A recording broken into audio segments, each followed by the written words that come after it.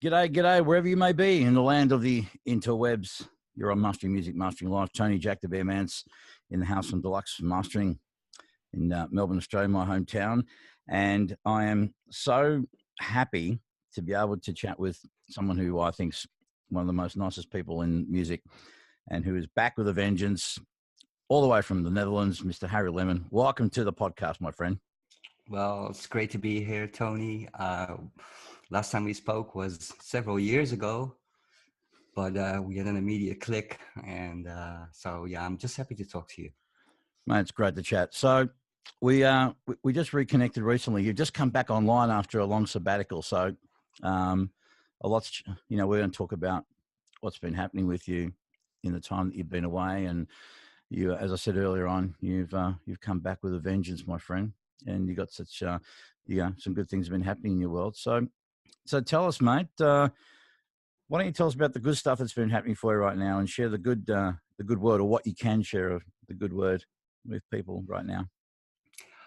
Yeah, well, I've had a big down time, a period in which I wasn't happy, nothing was going my way, and stuff that happens. It's life. And but recently I came back. I think only like 4 weeks ago, and I was surprised by the reception that I got from people on my Facebook page, and it reminded me of who I was, because I've been so by myself for years that you don't even think about that. And that's basically what started it all. I'm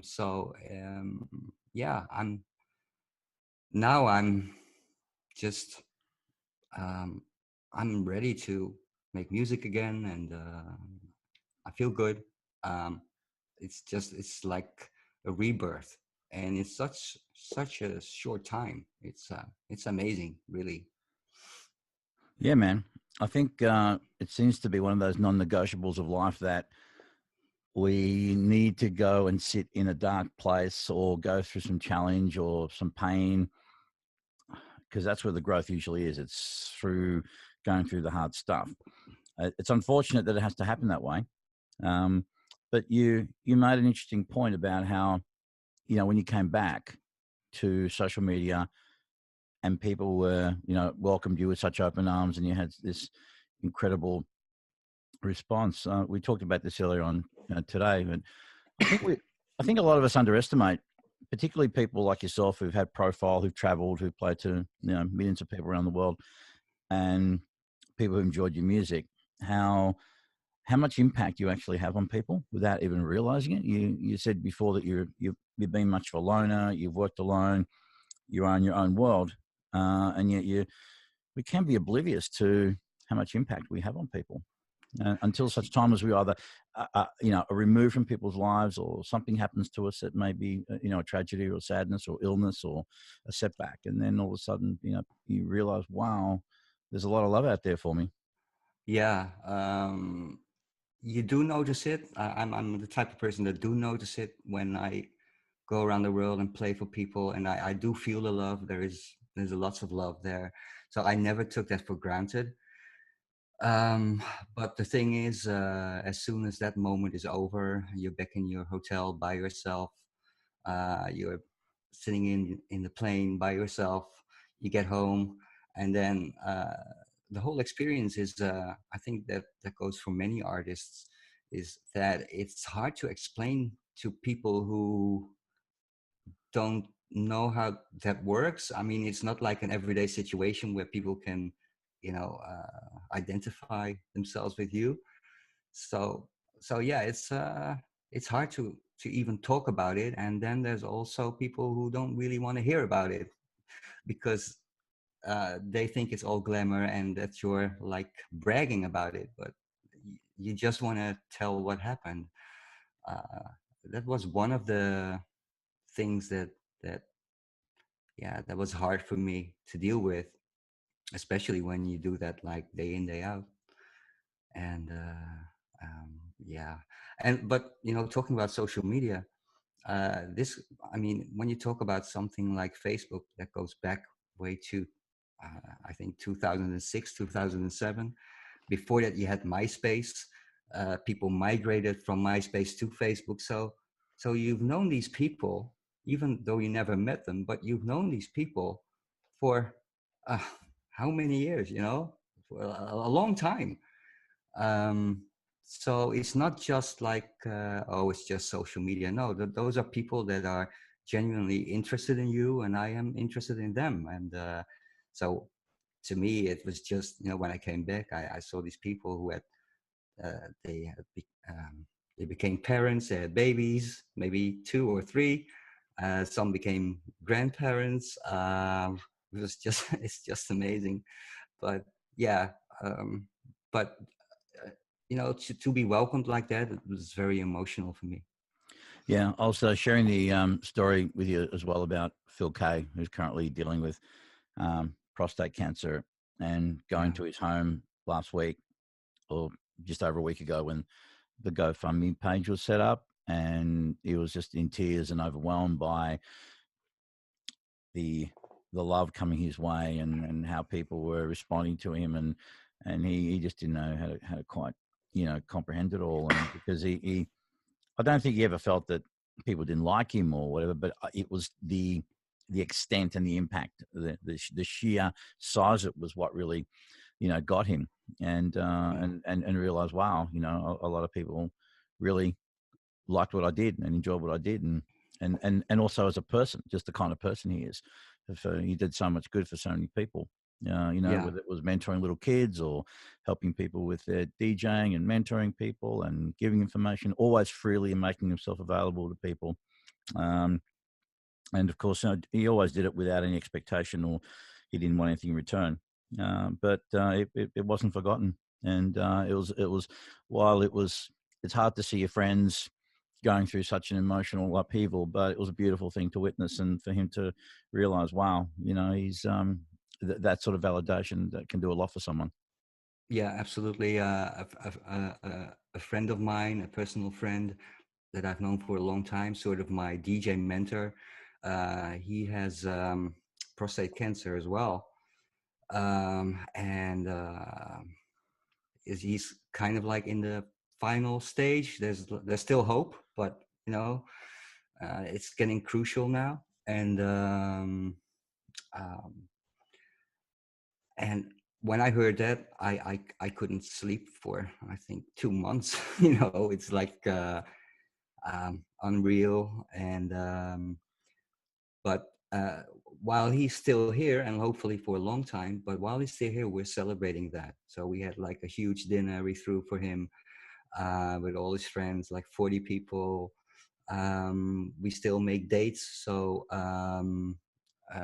the third week of April, I'm going to do a set with him, and we'll that's just what we do. We just continue going on, keeping on, and but yeah, it's um, but also the other way around. When I came back, some people posted like my music on my page, and there was one guy who said, "Thank you for your music. This gets me through the day," which is heartwarming. So I don't just like it and then leave it. I want to know what's happening to this person. I was like, oh, what's his day like then? So I clicked it, and he has cancer too. Mm, So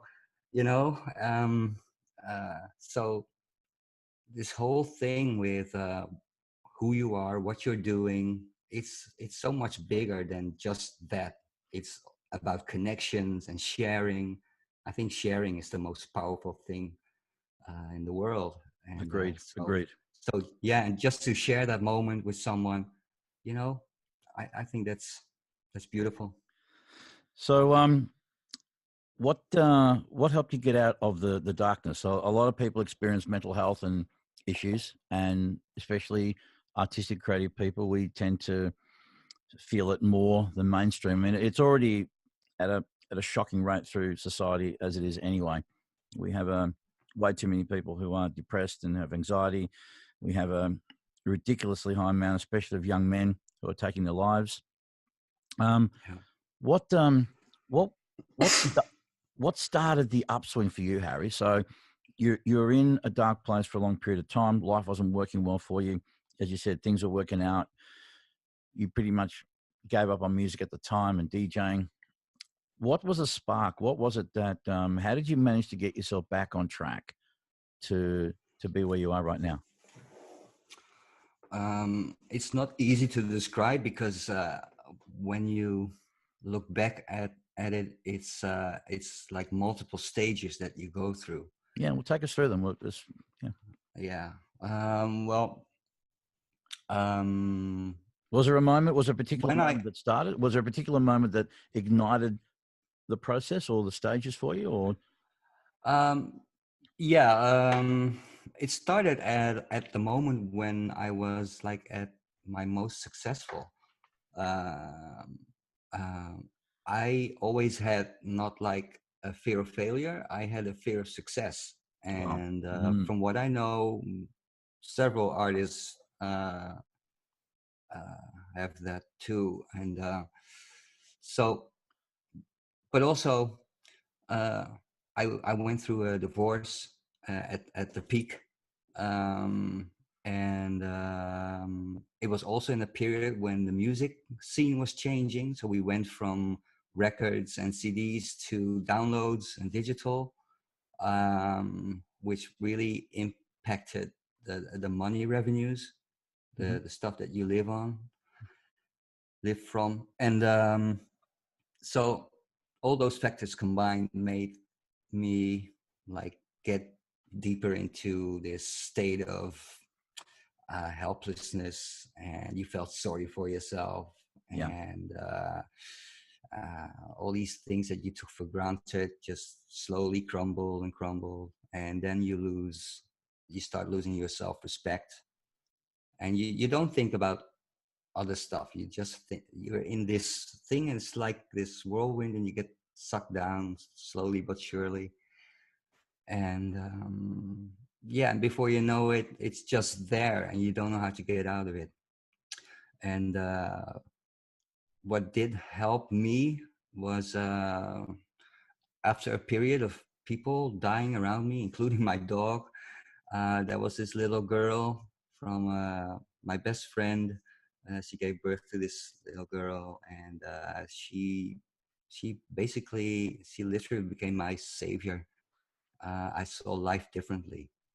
But mm, then again, it didn't inspire me to make music at all. I just was so fascinated by this young new life.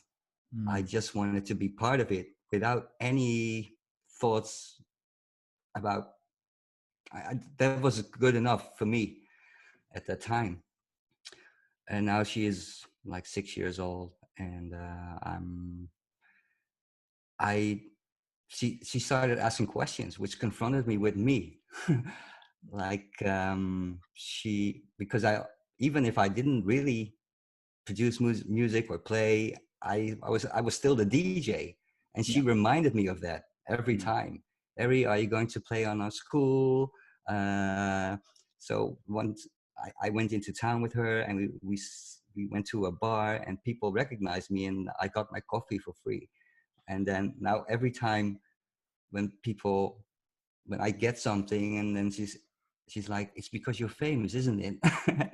And I'm like, "Yeah, yeah," but but then I started feeling like I was living a lie, like I was just, that wasn't the real me. It was, but not anymore. So that's one trigger, and the other was just at the end of 2018, a very good friend of mine who I didn't see that much, but I saw him that night, and we got to talking, and he said, "Harry, you really have to start making music again, because it's it's a waste of time and talent." And I'm like, nah, because I was trying to um, to to leave it all behind me, Yeah. in my Yeah. head. Hmm. Hmm. And but then you get this wake up call, and then I was like, okay. So I went back to social media because I was like, well, I don't feel like going to Facebook because I have to explain myself and all this stuff to my fans and to my friends. And so I started an account on Instagram. I was like, let's start anew. Let's see what happens Hmm.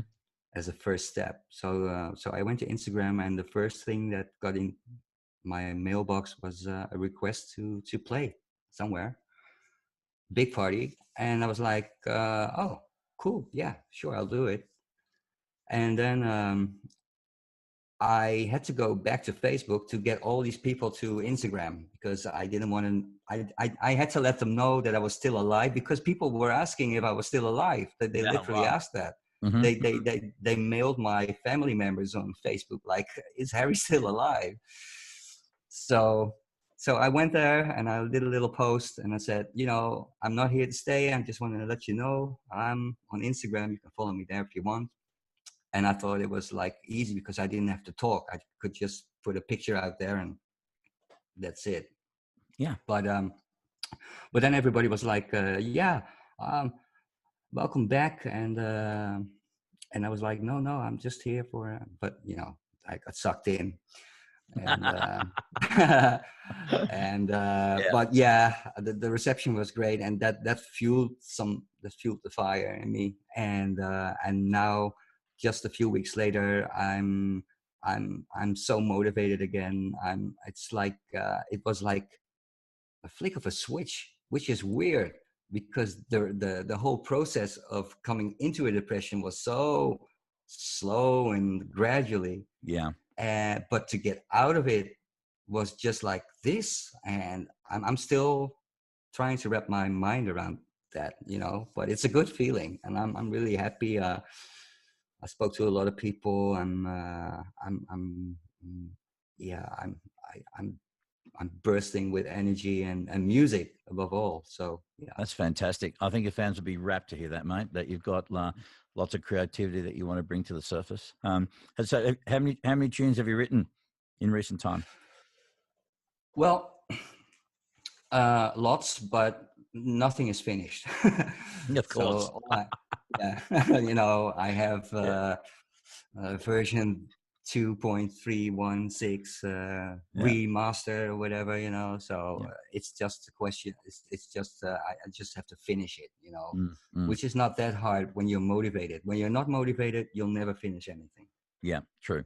Very, very It's true. just some. Then It it's just ideas. seems to be a common thing with a lot of my DJ producer mates is lots of projects on the go, all in various stages, but nothing's ever quite done. But they're Yeah, constantly, they're in a constant state of flux. But yeah, but when you got if you put a deadline, or with a label puts a deadline on you, that seems to help things along. Maybe you just need a yeah. deadline. You need a deadline. I need pressure, and if there's no pressure, I'll create it myself because I need that. I need deadlines. I need yeah. I need that pressure to be at my best. I don't know why, but that's just it. Yeah, I feel the same. I feel I'm disciplined in lots of things, but there's something about having some accountability, just to someone that you admire, respect, or a group of people. Yeah, half the reason I do what I do online is it just keeps me in check, buddy, and that's the honest truth. Yeah, There's just something about giving a word to someone or a group, and um, wanting to make sure that you live up to that, and you're congruent in your word, and you maintain a level of consistency in these yeah. kind of things, as well as keeping you productive and on track. So, what about this party that someone hit you up on? Have you done that party yet, or are you about to do it? No, it's in 3 weeks' time. Mm-hmm. Yeah, something like that. How And how are you feeling about it leading up towards it? How you feel like you're ready to go and play? You've been practicing and no, I haven't been practicing, and I won't practice. It's like riding a bicycle. It's something you'll never. It's just it's with you. It's just muscle memory. It's just always there. yeah. I've been DJing since like 1987. So Mhm. it's I never played at home. Um, and it's going to be a party where will only play vinyl, which is Cool. exciting. Yeah, Mhm. very exciting. I have to clean lots of them. Mhm. They're very old, but yeah, it's kind of a reunion party of where I once started a big club in Rotterdam, in Holland, in 1993. So it's been a long time, and it's going to be sold out. Like it's for like 3 to 4 thousand people, Oh, and what a way to come back, huh? yeah, it's fantastic. And the guy who organized it one of is the guy who asked me to play there. He's also a DJ, Hmm. and Hmm. he's now like a big time celebrity in Holland. Nothing music related, but he's still making music, and um, he asked me to play there, of course, as a reunion. And but he also asked me like, Harry, what have you been doing lately? And I said, well, I don't know. You tell me. And he had the same reaction, like, yeah, this can't be true. You have so much talent, and so that was all in just a few weeks' time that all this happened. It was like a perfect storm. Yeah. And and then I got on Facebook, and I was asked for gigs in Washington, in the United States, and also I talked to a lot of people who were in the same situation as I was. With all People from, with the mental health with the mental health yeah, issues. Yeah. mental Yeah. health, Oh, yeah. depression, and coming back into the music scene, and feeling invigorated, and trying again, and uh, lots of colleagues. And I was like, oh wow, I'm not the only one. And of course, you're not the only one, but it's nice if it's confirmed. Yeah. I think So people that go through, I think people that experience, whether it's depression, loneliness, anxiety, intellectually, I think they understand that people are experiencing the same things. But in the moment, you really do feel alone in the world for the most part. And yeah, and I think this is why it's just fantastic that you're being very candid today and sharing your story with people, because sometimes it just takes for a kid to listen to someone like yourself who's got a profile, who's done all the hard yards to go, well, wow, even Harry Lemon experiences that, or this guy experiences that, or she experiences that. And that can be helpful, because the more we talk about it, Harry, the more we bring up the dialogue and we share our thoughts and feelings around things, and also not only to share the stuff that's not so good, but also the message of hope that, you can get through this. You will come out of this. There are better days ahead. And again, when people talk from their own experience, not just, from theory, I think that's something that gives hope to people. And that's why I'm so appreciative and grateful that you've come on the podcast today to talk about this stuff, because I think it's very fucking important, mate. yeah, I think so too. I think a lot of people wouldn't talk about it because of their image and all this stuff. I don't care about that. I want people to know. I mean, it's the same place where the music comes from. It's the Hmm. same place. So it's part of you, and it's part of what your music sounds like. It's why this whole thing is an emotional thing. And yeah, I want people to know that artists are just like everyone else. We're all the same. We're all the same, and we all have our particular talents and our shortcomings and our all that. We really are Insecurities. the same. Yeah, Yeah.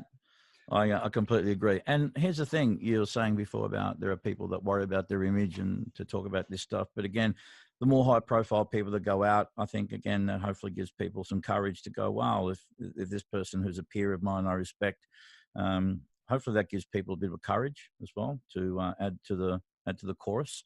Um, yeah. and it's still a process. It's funny how, I don't know if you noticed, but I put a post up a little while back. Johnny Lydon was on talking about, and I forget the guy's name who was in the Prodigy, who who Keith. committed. Yeah, thank you. Yeah, And and he was saying, "Hey, look, come and talk to me," and it was a beautiful message, and it was very heartfelt. But it's funny how we have this cycle where, someone profound, someone of of a particular note or profile passes away, then there's this sympathy and talk about mental health, and it dies away, and then it's swept under the carpet until someone else is famous, and it just keeps going round and round. But we need to find a way to maintain I mean, I know that you can get to a point where you can saturate in the environment with any particular topic, but it just seems to me to be a little bit too transitory in its nature. And so again, I mean, I can't single-handedly do this. I'm just trying to do what I can in my own way. But I think if we can somehow maintain some kind of level, so it's still bubbling away in the background and it remains in people's consciousness, it doesn't always have to be in their face. But so Hmm. long as there's still that awareness and reminder of people, like I said, to share messages and also bring hope. Hopefully, over time it'll start to subside, and I mean, you can't escape death. Well, none of us will escape that, but at least hopefully the deaths will be later in life and from more natural causes and not by their own Yeah. hand. You know, Yeah. that Well, it is a modern problem, maybe it's the way the world is. Maybe it's because the world has become so small yet big at the same time. It's easy to get lost in this world that we live in today, yeah. with all these things coming at you from all sides. Um, I think we live what in a much. helped? Sorry, Yeah. go on, mate. You go. Sorry, mate. No. I haven't watched like regular television for 7 years. I just refuse to watch it. It's to me, it's like brainwashing. It's programming. That's what they call it, and it's what it is. So I don't do that. I try to keep fit, and going to the gym, work out, and watch my food. And also, you need people when you go through this phase. You need people. Just one or two is good enough, but if you have to go through this alone, then it ends up badly. And alone is, I mean, if you look at Keith from Prodigy. Prodigy, he was always surrounded by people when it comes to gigs and all this stuff. Mm. But the worst thing uh, is being alone when you're around a lot of people. Oh yeah, That's I think that goes for everyone, but it also goes for artists, because you're lots of people. I mean, if I play for 10 people, there's 10 people. If I play for 1,000 people, it becomes one. It's one person. yeah, yeah, And it's one thing, and it's in a way threatening, and you still can feel lonely in that environment. yeah, And you need people to talk to, and who helps you, and who will extend their helping hand, yeah. I imagine also when it comes to people who are experiencing like mega fame around the world, I'm I'm assuming there's going to be an element of I'm not really sure who my real friends are. I'm not really sure who I can trust because, Yeah. I have a saying of character is who you are and reputation is what people think you are. And I Yeah. think for most people that experience fame, they're dealing with, I mean, but part of the process of fame is exactly that is people are going to stare at you. They're going to know you. They're going to want your time. They want autographs. They want photos and all that. But after a while, I'm sure that could get quite tiresome because people need their space, they need their downtime. But also, it's like, who are these people, and what do they really want from me? I mean, there is a responsibility to your fans to give to a point. I know that there's something there because they are the people that ultimately created you and who you've become, and your brand and your product and your income base. Yeah. But also when it comes to real connection, real friendship, you can't have a million best friends, and so who are these people and what do they really want? And I'm sure there's always Yeah. a lot of demands on people, can you do this? Can you do that? Can you do a benefit? An assumption you have a lot of money, therefore this isn't going to cost you much to do this. And you Right. surely you can do that for me. And, hey, we made you. Do you know the unrealistic expectations and Yeah. feeling? What helps what helps me, because I'm very I'm not really scared of it or anything. It's like I grew up being a DJ when the DJ was still like in a dark corner, and the guys behind the bar were the superstars, right? Yeah. And you were just the living jukebox. And after you were done, you had to sweep the floor and all this stuff. And you know, you do that for years and years, and then so it was gradually getting more known. And but then it keeps you like sober, you know. It's not like I think that the people who um, suffer the most from fame is the people who suddenly rushed into this Yeah. thing, Mm-hmm. um, and especially when you're young, and that's when you see so many whacked out pop stars, you know, Mm-hmm. because they've never experienced the normal life. But in my case, and in many of my generation DJs and Mm-hmm. artists, it's just it slowly comes up, and then you know how to deal with it, and it's fun because I love people, so I want to know why they like my music. When I'm done with a gig, I want to go and shake their hands, Mm-hmm. and I want to see who these people are who come to see me and Yeah. pay to see me. So I want to return the favor, but I'm genuinely interested in them. I'm like, who are these people who buy my music or like my music? You know, Yeah, man. I think I think that's interesting. yeah, and I think it's also a lovely thing to connect with people and find out what they're about, who they are, because everyone's got an interesting story.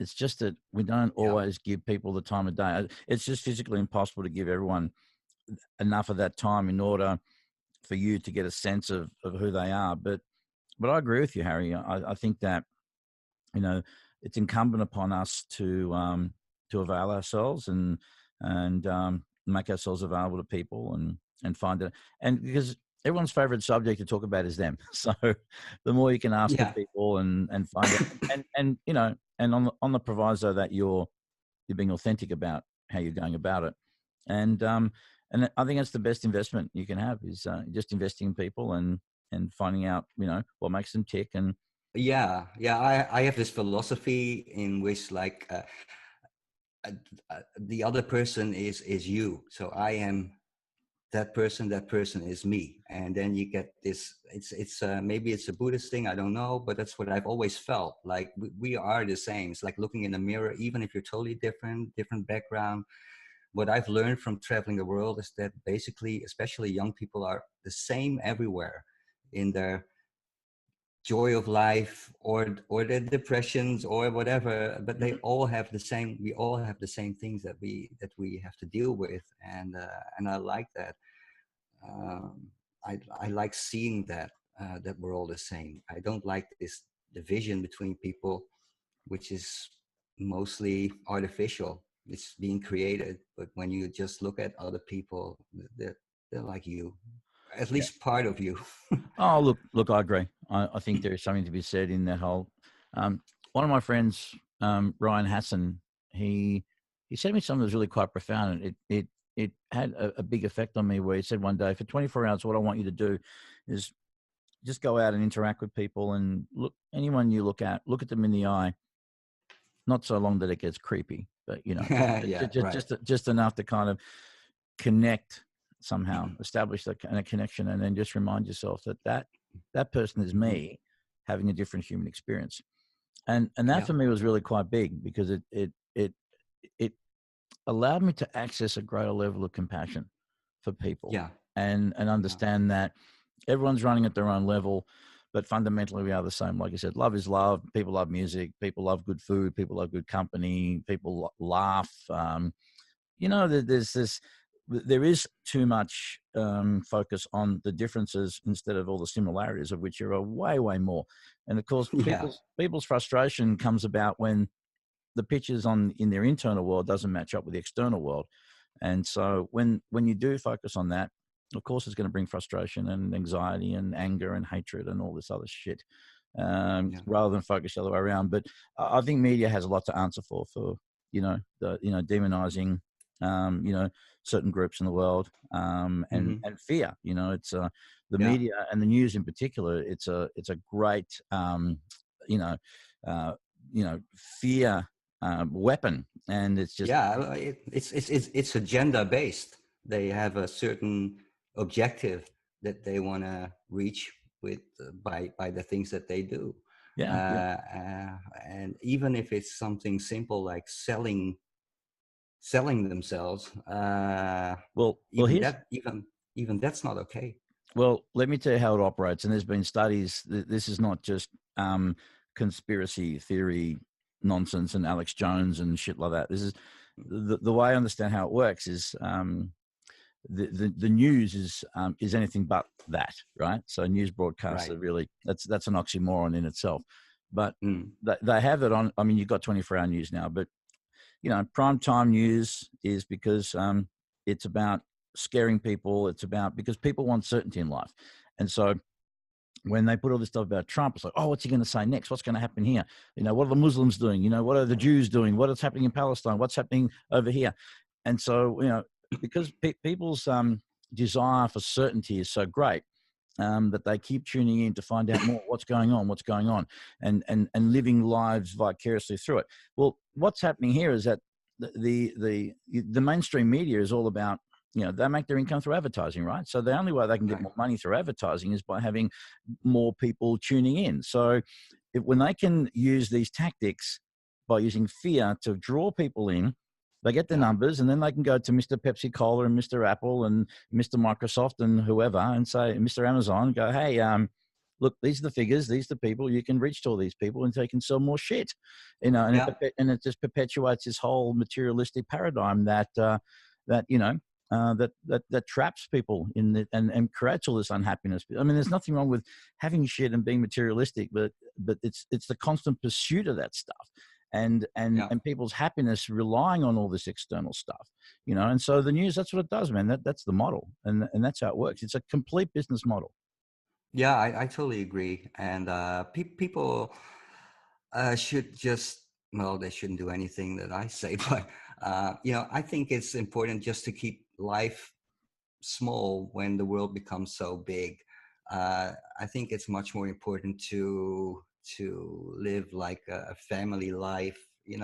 Make it smaller. Make it count for the things that really matter. Yeah, yeah, Because whatever happens in the world, you won't make a big impact on it by watching this stuff. The best thing that can happen is that you post it on Facebook the next day or the same day with a grumpy face, and that's it. And then you go to the next thing and the next thing and the next thing. And I don't think that's a way to live, and that's why I stopped. The first thing I did when I came back to Facebook was install this filter. You can put in words so you don't see it, and my list is now like, I don't know, this tall. yeah, It's amazing, yeah, but it really helps. But it keeps me sane because when you have an inkling to like deep thinking and sliding into depression, whatever, you don't need that, you know. agreed. And it makes you angry as well. It gets you into a low vibration state, which is never good. Yeah. So that's why I don't watch. I don't watch this stuff. No. Yeah, I don't blame you. When we had our last conversation, that was our last lengthy conversation on Skype, how many years ago? Um, One thing really struck me was because at the time I was starting to really explore my spirituality, and so it was obvious to me that you're a guy who was on that path. So, do you have any particular spiritual practices or belief systems, or that you follow, and are they still prevalent in your life today? Um, Not in particular. It's more like with me, it comes from within. It's like it's really is simple for me. It's like if you come to the conclusion that you are me and I am you, that's enough. That's enough wisdom to go through life, I think. Yeah, I like it. uh, I You don't really need more, but at the same time, I'm always hungry for learning things. So in the past 10 years, I've not been like sobbing on the couch or whatever. I've been learning. I love. I want to know. where we come from. I want to know about the megaliths all over the world. I want to know the workings of the pyramids. I want to know what's underwater at the Hmm. Japan coast. I want to know where Atlantis was. And I want to just, because I think, like Graham Hancock says, we are a species with memory loss. We only, we only know what we know for this generation, and then it starts all over again. And that's why we have so many wars and misery and and and people just being stupid. I mean, just watch politics. Mm-hmm. If they would learn from the past, we would have a much better world. But so yeah, I'm interested in history, the history of the human species in general, and also, I've looked in all these things, Buddhism and Christianity, Islam. I was very much into Joseph Campbell Mm-hmm. with myth and consciousness, um, and what he said about follow your bliss. I even have that tattooed. One of the two that I have Mm-hmm. is that. What's the other one? Um, What's the other tattoo? it's my label. It's my Bandung record label, Okay. which might get a restart. So I can't tell too much about it because Yep. it's too fresh. Yeah, that's cool. But I think the fans will be happy. This tattoo won't be for nothing. Yeah, yeah, yeah. So yeah, but So, yeah, I just love knowledge. I wanna learn something every day. yeah, I want to learn something every day, or else I feel kind of useless. Even if it's a silly thing like something I need to know about a loudspeaker, what the technicalities of it, yeah, or something in my software. But I always want to know. I want an answer to one question at least a day. yeah. So, is your studio set up in your place right now? You got your studios all set up again? Yeah, well, studio nowadays is just a computer, and just a laptop and software based. I'm working in the box, Yeah. um, What platform are you but working on? What platform what's your DAW on your laptop? You have a preference? reason Propeller had reason Okay, cool. because I started out with hardware, and this resembles hardware, so Yeah. you can flip it around and cable it, and any It's which in, way you want. So it's intuitive. It just it replicates that kind of analogness and feel and look and yeah, signal path and whatnot. Yeah. yeah, I like the mixer. It's just easy for me to work with it. But with I've tried several, but this is the one that stuck with me, and I was like, yeah, this is for me. Familiar, works. It's all I laugh sometimes when I hear people argue about this DAW sounds different to that, and it's like with anything else. It's a matter of choice. I think it doesn't really matter if it works for you and you No, get a good result. I think that's the best one. It's what's best for you. yeah, It's what's best for it's you. yeah, it's about the workflow. If you can connect with Ableton or with Logic, good for you. Or Cubase. And if I connect with something else and sound, I don't hear it. To me, it's all ones and zeros. They go in and they go out, and it's up to you. It's your talent. If you're gonna, I mean, I started with an Atari and a cracked copy of Cubase Yeah, 101, and I mean, it still sounds great what I made then. It sounds even better. So, but it's all up to you what you make of it. yeah. I keep telling kids all the time. It's not about having the most resources. It's about being more resourceful with what you have, and Yeah, people who are able to slowly work through stuff and build slowly because they can maximize everything out of every piece of equipment or plugin that they get, and sometimes learn to use it in ways that maybe it wasn't necessarily designed for. It's like learn the rules and then break them, and do yeah, things in weird kind of ways. It's all about being creative, and you know people.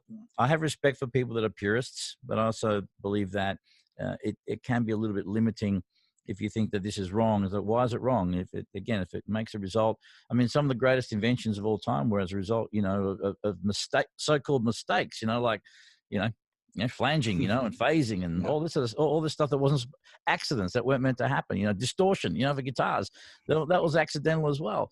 Yeah. So I think it's good that people push boundaries and people don't necessarily play according to the rules and Yeah. be mavericks. Yeah, and I think perfect is boring. If I have mistakes in my music, and when I hear it, and but the vibe is good, it does what I want it to do. Mm. I'll just keep it. I'll just the timing may be a bit. Well, then you have to just pitch a little bit as a DJ. Who cares? I'm not going to waste my time on that. I like I don't like perfect stuff. Yeah, last week I was talking to Mike Fraser, who engineered and produced, Aerosmith and Metallica, The Cult, did the last 5 AC/DC albums. He's an absolute living legend, this bloke. And he was telling the Hmm. story about the time when he was working on an album with Robert Plant and Jimmy Page. And they were working on this record and they'd gone away. And he decided that he would clean up the guitar track because to him, it wasn't quite locked in and it wasn't perfect. And so he went and Yeah. cleaned up these guitars. And the next time when Jimmy Page sat down and played back the session, he said, "What'd you do to my guitars, man? They're different. They've changed." And he said, "Well, I just thought I'd go, no, no, no, no, no, no, no, no. No, no, I don't want that. Yeah. That's what I wanted. It was a vibe. It was a feel thing, man. Just no, don't fuck with it. Just put it back the way it was." Yeah, And but so, that's the magic. yeah, man. I mean, I don't know if you've seen them yourself, but for a while there were these on the internet. There were these Pro Tool sessions of multi-track recordings of classic songs. There was Bee Gees and there was some Beatles stuff and there was a shitload of stuff and Queen. And one thing that fascinated me when I was going through, I mean, they were probably stems and anything, but nonetheless, when you would solo some of these tracks and you would see that there was no perfect lining up of drums and some stuff was a bit fuzzy and there was a bit of a bung note here and a wrong timing thing here, and there's all these little imperfections that create the so-called magic that people think. It's the sum of all those parts, and it was an Yeah. interesting exercise to go through to have a look at all that. It was great. It was Yeah. really cool. Yeah. Yeah. I love that. And errors are very close related to to improvisation, I think. Yeah, in, yeah, in in jazz you don't have distortion, but you have improvisation, which creates that same thing, yeah, right? it's yeah, it's yeah. like that's why I love jazz. I'm really a frustrated jazz musician because I can't play like they do, but I can do this. But Hmm. Hmm. when you listen to these blue note albums from I'm a sucker for like 50s jazz and stuff, Yeah. bebop. And Mm-hmm. that's a shitload of imperfection, Actually, and I love it. I'll tell you a funny story. I did a record a while ago for a jazz client. I don't get to do a lot of jazz stuff. It's fun when it comes in. Hmm. And one of the reasons he rang me in the first place was because Jack the Bear's my nickname, right? And Yeah. and Benny Goodman had a track called Jack the Bear, and he rang me. He said, "Oh, so you're Jack? You're from Benny Goodman, right?" I'm going, yeah, yeah, for sure, mate. But did you get that name from that song or No, that from was that track? no. It was just a coincidence. Yeah, yeah, yeah. I didn't even know that Benny Goodman had a song called Jack the Bear till No, I didn't know either. until much later. But no, that was a nickname given to me by a couple of drunks on the New York subway back back back in the early '80s, mate. Yeah, so it's Right. a commonly asked question I get. The two most common things I get: do we call you Tony or do we call you Jack? Yeah, yeah. And where did Jack the Bear come from? So it was just one of those things that crept up on me and it stuck to me now like dog shit to a shoe. So it's it's 30 years plus, mate. So it's staying with me. But so on the jazz tip, you still enjoy listening to much jazz in your time? Yeah. When I need inspiration for my own music, Mm-hmm. I do listen to electronic dance music, and of course, I've been doing my radio show for 12 years already. So I'm Which is still, Frisky Radio, right? yeah, some Frisky Radio, Eight Yep. Track Mind Show.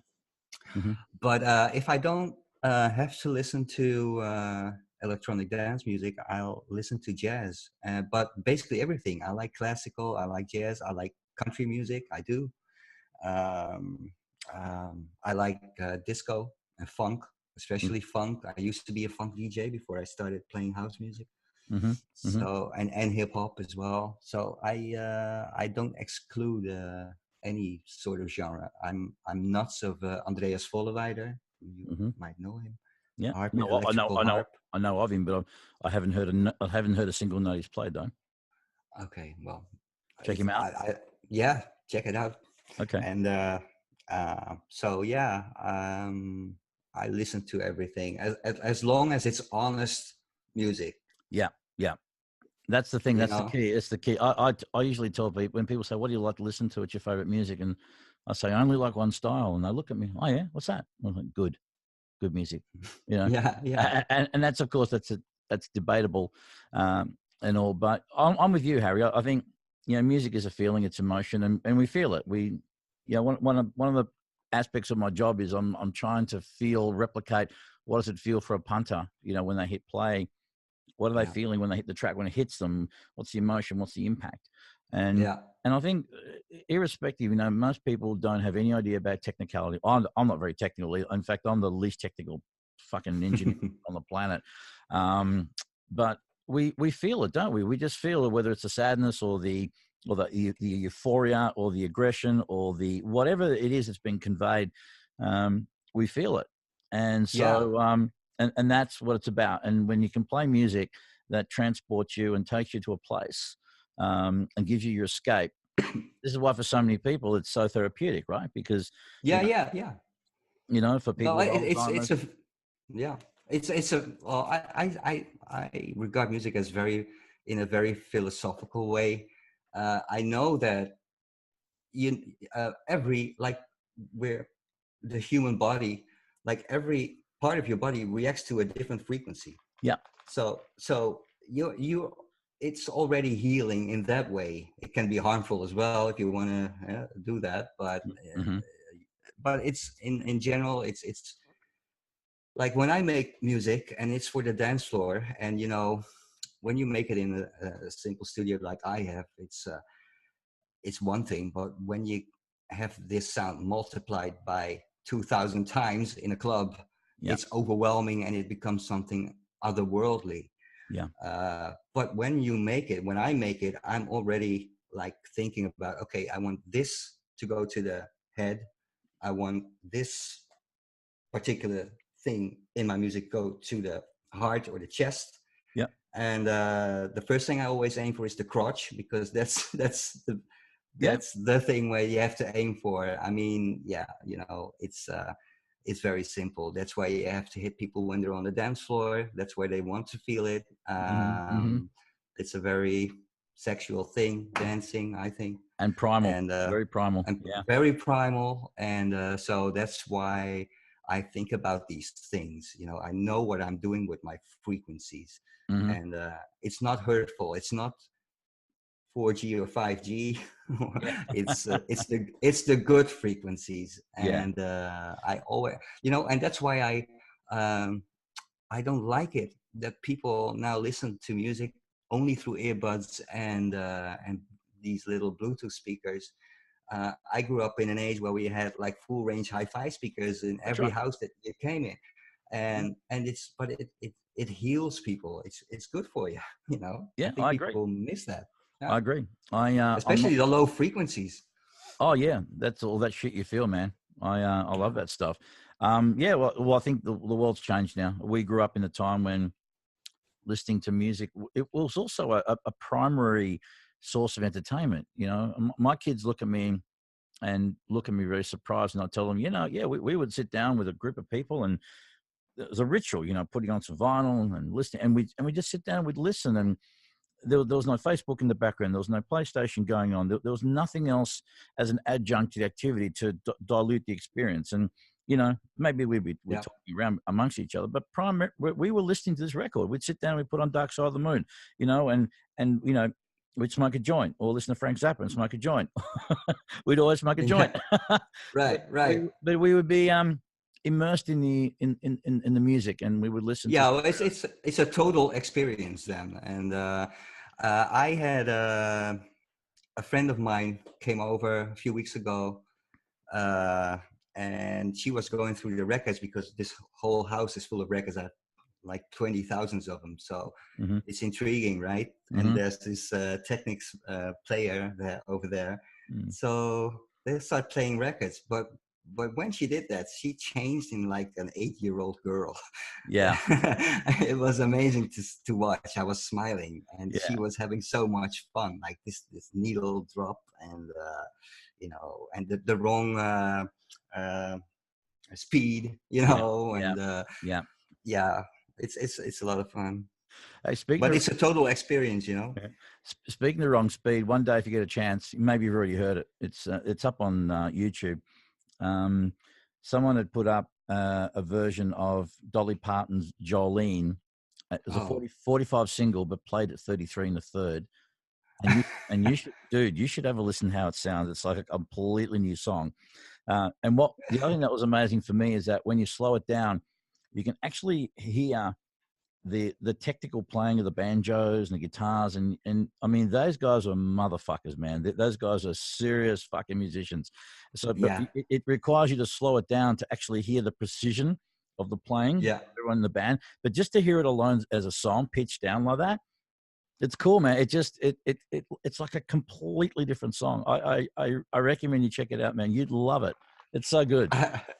I will. I will check that out. Sounds interesting. But yeah, it makes sense, right? I mean, especially this banjo playing. If you, it must sound like a drunken harp when you Yeah. slow it down. It's cool. Yeah, and it like I always knew that Nashville country players are up at a certain level, but I really got to appreciate. Wow, this the playing and the timing and everything about it was just so on point. But because it was so fast, you blink and you miss it. Whereas when you get Yeah. to slow it down, it's a bit like zooming in on something. To really actually see. Oh wow, okay, this is what's Yeah, going on it's yeah, looking for yeah. through a magnifying glass. Yeah. Yeah, right. Yeah, man. So you excited about the gig? You're going to kill it, right? You're going to kill it. Of course you are. Oh yeah, I'm gonna kill it. Well, the thing is, Can you record? Would you be able to take some video and put it up online? Because I would love to sort of see how it well, looks. I would love that too, but the thing is, we're going back in time, and they decided that no one is going to take pictures with their cell phones. They have to keep their Oh cell phones wow! in their That's pockets, pretty cool. That's so pretty cool. people can talk to each other again and communicate like we used Yeah. to do. What a So wonderful. there's Yeah. something to be said for that. Oh yeah. I wonder how they're going to police that though. Like, how do you think they're going to I be able? I have no idea. I was like scratching my head when he told me that. I think, and I suggested that they would have like one little space where people could take pictures of each other because it's kind of a reunion as well. So they want to have Yeah. Yeah. this I photo. think, yeah, I love the idea of having not, because again you're at a crowd and you got people with their cameras and shit all over the place and whatnot, rather than experiencing the whole experience. But I'm just, I love the idea. I think the concept it makes perfect sense, and I would be able to adhere to that no problem. But people are like, man, oh, I need my phone, it's for work, I'm my babysitter.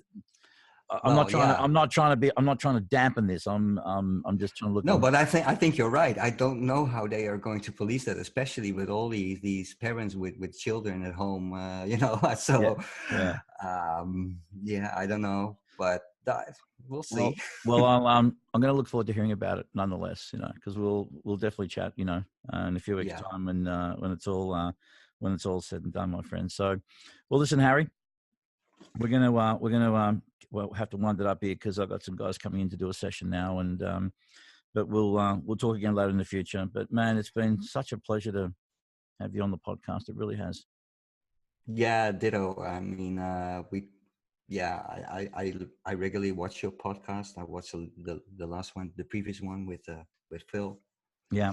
and yeah, and I like the way you do this, and yeah, Well, it thanks, was a brother. pleasure. Yeah, man. It's just I knew that you and I we just always have to have really good conversations, and it may not be for everybody in terms of content, but uh, I guess like with you, with your music, this podcast for me is it's a labor of love, and it's something I'm passionate about. And then there's a level of self-indulgence here because it's about, for me, it's about connecting with people that I respect and admire, and dare I say love, and people that I really would like to reach out and connect with and learn from them, and hopefully through the conversation there is some some interesting stories to share, and a bit of laughter, and some good messages, especially for younger kids who, young kids, by that I mean, young adults who Hmm. are artistic and creative, or they're going through some mental health issues, or maybe they're having addiction issues, or they're just in a place where either they want to step up into something that's going to make them happy, and they don't know either how to start, or maybe they're at a place where they started and they're stuck. And, Yeah. I can sit here and talk all day about my stuff, but up until a point, but then it just becomes Groundhog Day. But, Yeah. nothing speaks volumes to, I'm not a DJ, so I can't talk from a DJ's perspective because I haven't traveled as a DJ. I haven't produced music as a DJ.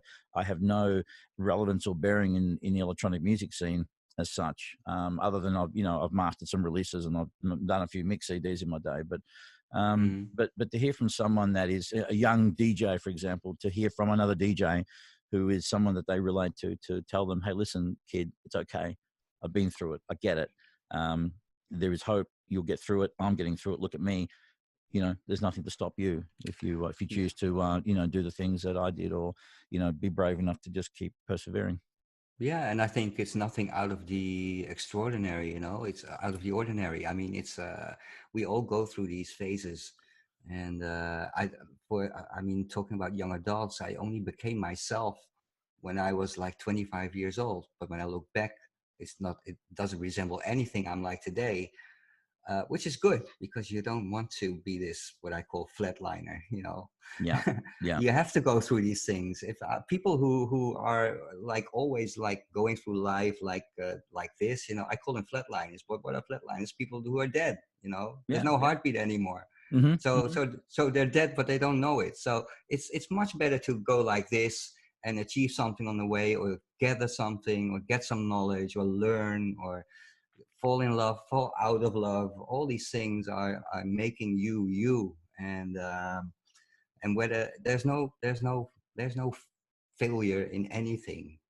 Things just happen, and that's it. And there's many stories like mine around. Oh, look, So my word! No one is exempt from the peaks and troughs of life, and the nature of life is frequency, and frequency is a wave, and so the higher the peak, the deeper the valley. And again, that's just physics. You can't, you can break rules, but you can't break laws. And if you don't believe me, go hang off a building and jump off a building on Monday morning and see if gravity says, fuck you, I'm not working today, it's Monday. right, It's not going to that's happen, it. right? So, Oh, anyway, mate, love you dearly, brother. Thank you so much for your time today. thank you. It's been a phenomenal chat, and I sincerely wish you all the best of luck. Not that you need that much luck, my friend. You make your own luck, but I just wish you good fortune, and I hope that the next chapter of Harry Lemon's life is going to be even bigger and better, and make a bigger contribution to the world. And I look forward to seeing it from the sidelines and cheering you on, my friend.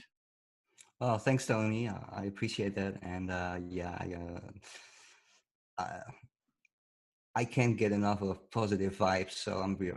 I'm happy with that. And Awesome. yeah, and I hope we can do this again We will, mate. We someday. will. But we'll definitely do another podcast in the future. But between now and then, I'm sure that you and I will have plenty of opportunities to shoot the shit, as it were. So there you go. Cool. Thank you very much, my friend. You're Thank welcome. you. Yeah. Thanks. So there Thanks. you go, Mr. Harry Lemon, all the way from Holland, who made himself available at very short notice too. So I'm very delighted by that. So before I go, I must say quick thank you to the Cave Hub in 18 Bond Street, Abbotsford. 18 Bond Street, Abbotsford, the Cave Hub. For those of you guys who are looking for a wonderful place for band rehearsal, pre-production, they've got an amazing stage, PA. It's fully set up with a lighting rig. It's awesome. And the Farnham boys will take care of you. They're doing wonderful things for the Melbourne music scene. And also to George Soteropoulos, my jiu-jitsu coach at Omega Jiu-Jitsu at MMA in 6 Down Street in Collingwood.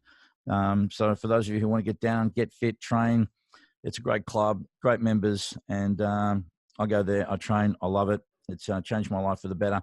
And I think for those of you who are looking for something different to get yourselves fit and get your mind working, go check it out. That's Amiga MMA and Jiu-Jitsu in Down Street, Collingwood. All right, I'm out of here. Thanks very much for watching and listening. I love you fuckers. I really do. Thanks for your support. As I always say, please be nice to each other, but more importantly, be nice to yourselves. And we'll catch you guys on the flip side. See ya.